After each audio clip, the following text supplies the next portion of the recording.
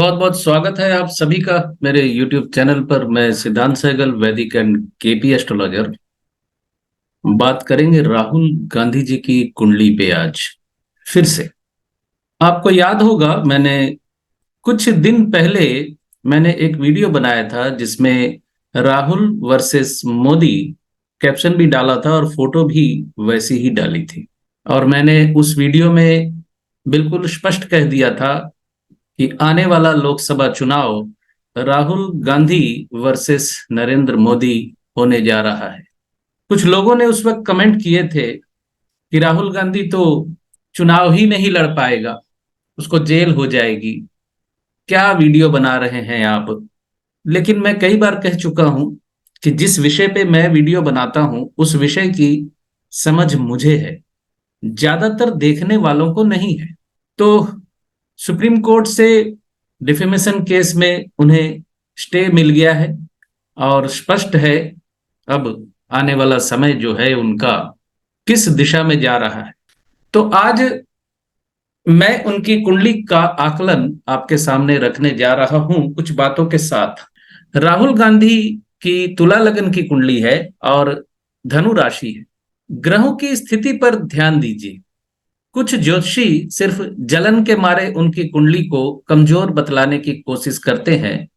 वो भूल जाते हैं कि कोई व्यक्ति जिंदगी में सिर्फ एक बार पार्षद का चुनाव भी जीत जाता है तो उसकी कुंडली को भी राजयोग वाली कुंडली बतलाया जाता है। जबकि राहुल गांधी 2004 में 1 लाख वोटों के अंतर से लोकसभा चुनाव जीते थे और 2009 में 3,33,000 वोटों के अंतर से लोकसभा चुनाव जीते थे अमेठी से। 2014 में 1,07,000 वोटों से और 2019 में वायनाड से मेरी सूचना के मुताबिक 7,05,000 वोटों से जीते थे। जो व्यक्ति 4 बार लोकसभा चुनाव जीतकर 4 बार सांसद बन चुका हो, उसकी कुंडली को कमजोर बतलाने वाला व्यक्ति क्या हो सकता है।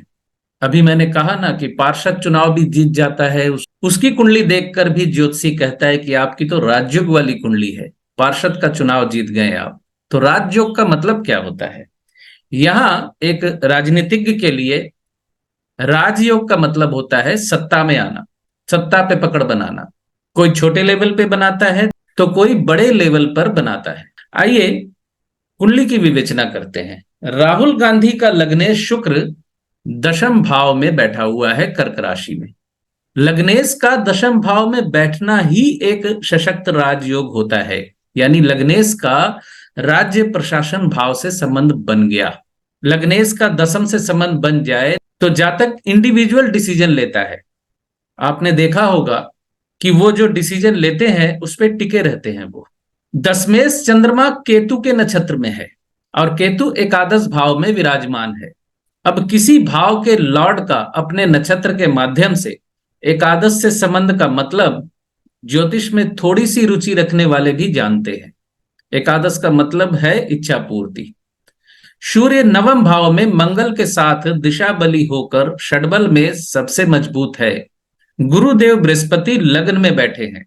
ज्योतिष नियमों के अनुसार लग्न में बैठा गुरु कुंडली के 1,00,000 दोषों को दूर करता है, क्योंकि यहां गुरु दिशा बली हो जाता है, दिग्बली हो जाता है।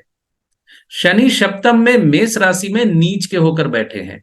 शनि की तीसरी दृष्टि नवम भाव पे, सातवीं दृष्टि लग्न में गुरु पर और चतुर्थ भाव पर दृष्टि पड़ रही है।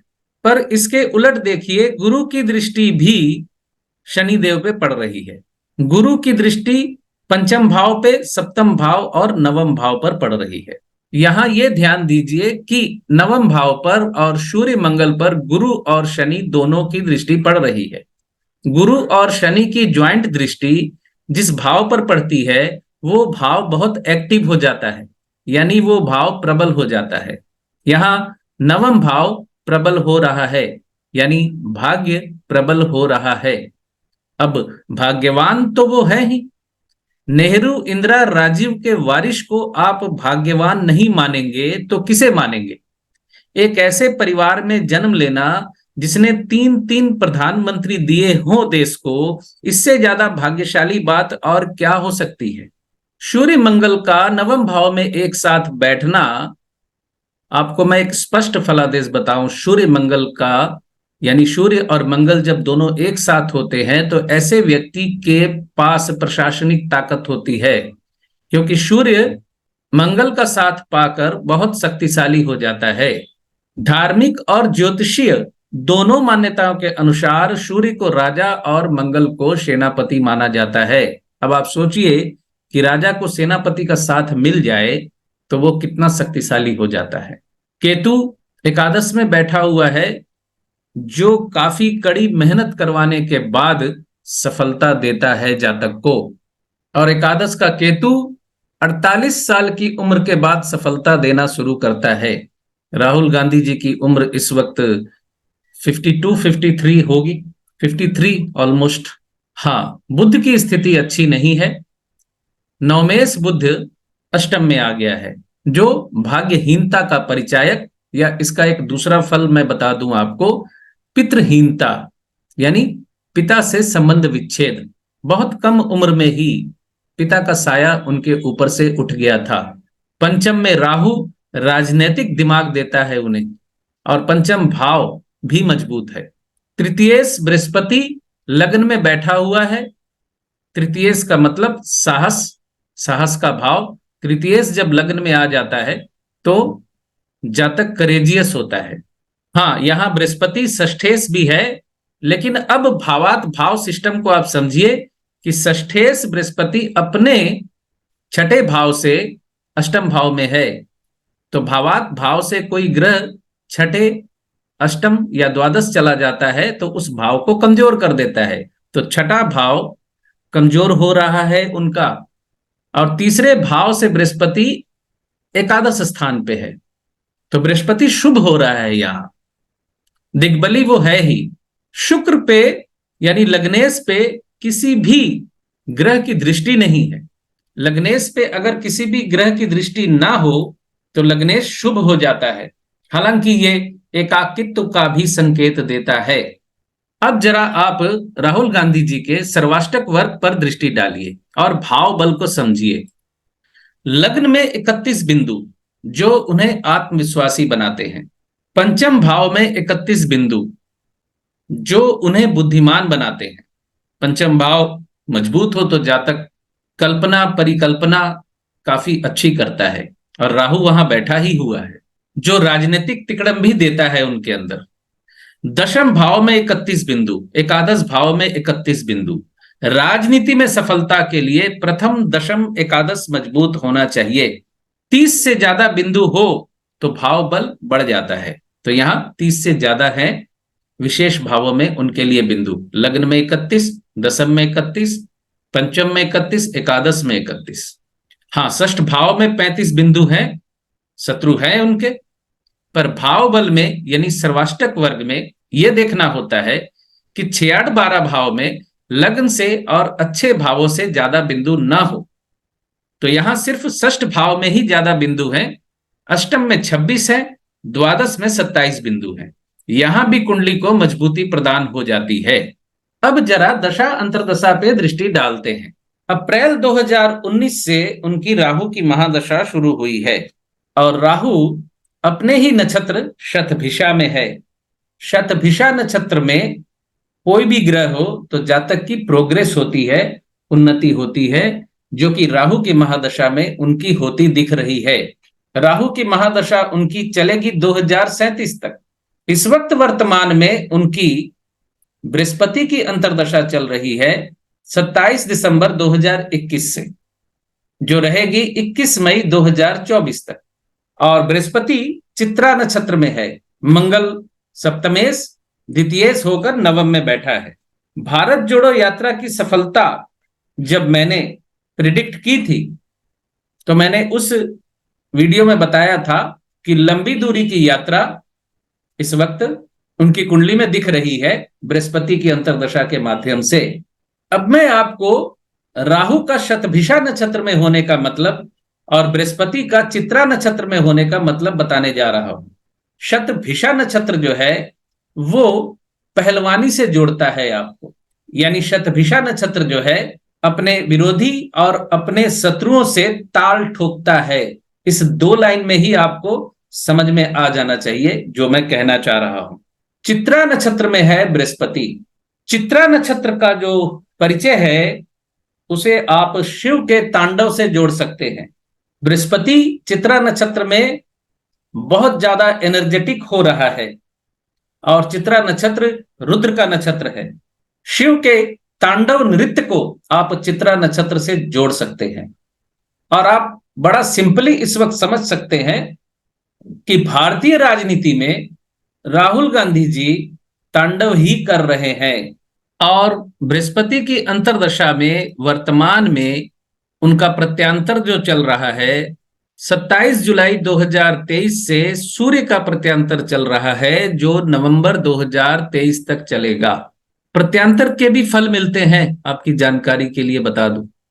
सूर्य भी मंगल के ही नक्षत्र में है लेकिन सूर्य मृगशिरा नक्षत्र में है। तो सूर्य एक तो मंगल के साथ है, दूसरा मंगल के नक्षत्र में है। तो सूर्य की अंतर्दशा प्रत्यांतर दशा अच्छी उनकी जानी ही है। उसके बाद चंद्रमा की अंतर्दशा आएगी। चंद्रमा केतु के नक्षत्र में है और केतु एकादश में बैठा हुआ है। एकादश भाव मतलब इच्छा पूर्ति प्राप्ति। मंगल का प्रत्यांतर उनका नवंबर 2023 से शुरू होगा जो जनवरी 2024 तक चलेगा। मंगल आर्द्रा नक्षत्र में है। अभी सूर्य का मृगशिरा नक्षत्र में संबंध सूर्य को मजबूत बना रहा है। चंद्रमा का प्रत्यांतर मूला नक्षत्र में त्यागी मनोभाव का बनाता है इनको, और मंगल का आर्द्रा नक्षत्र में ह्यूमैनिटी से जोड़ता है। और आर्द्रा नक्षत्र भी प्रोग्रेस वाला नक्षत्र होता है। और उसके बाद राहु का प्रत्यांतर है। राहु शतभिषा नक्षत्र में है। शतभिषा नक्षत्र का मतलब भी मैंने आपको बता दिया, ताल ठोकने वाला नक्षत्र अपने शत्रु और विरोधियों के साथ।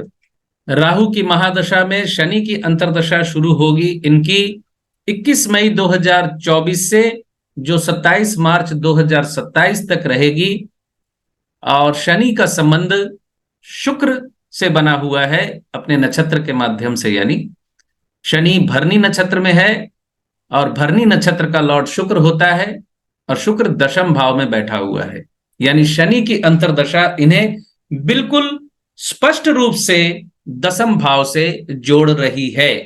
अभी गुरु की अंतर्दशा जब तक चलती रहेगी इनके बारे में कोर्ट केसेस को लेकर चर्चा चलती रहेगी।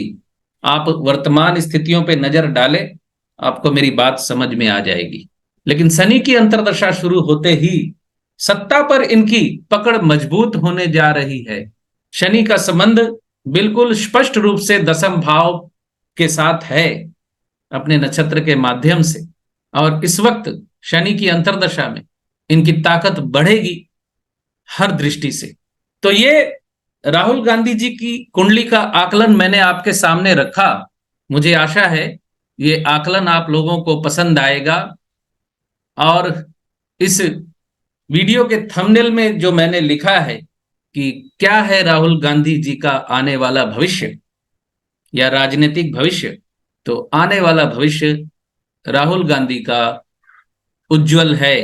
राहु की ये महादशा उनके विरोधियों को परास्त करेगी और इनको सफलता दिलवाएगी। तो यहां मैं अपनी वाणी को विराम देता हूं। वीडियो अच्छा लगे तो लाइक शेयर एंड सब्सक्राइब भी कीजिएगा। बहुत बहुत धन्यवाद आप सभी का। खुश रहिए, स्वस्थ रहिए।